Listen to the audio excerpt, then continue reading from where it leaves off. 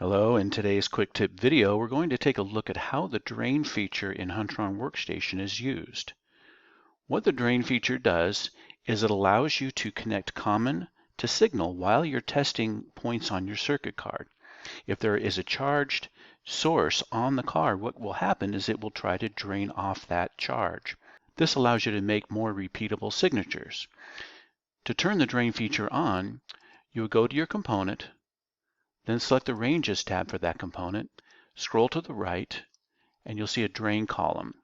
Checking that box will turn the drain on. You see we have two ranges here.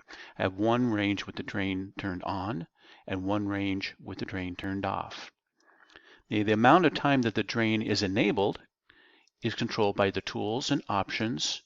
Go to the General tab, and you'll see right here is the drain time. You can type in a value you would wish to use here in milliseconds.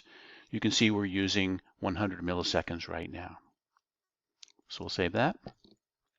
Now I've already run the scan on my component. It's just a 1-pin component on my circuit card. And let's take a look at the results here. So for the first range with the drain turned on, you can see between the reference and the second scan that there was no change in the signature. They're directly right on top of each other. On the second range with the drain turned off, you can see there was a slight change in the signatures. Now this was not enough to make it fail, but you can see there actually is a difference there.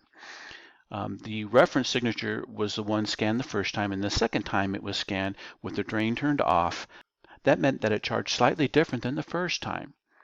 So you can see having the drain enabled allowed us to get a more repeatable signature, and this can be quite useful if this is a problem on your circuit cards.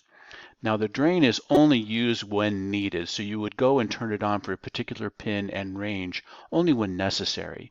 You would not necessarily turn the drain on for every component pin in your test. That would slow it down.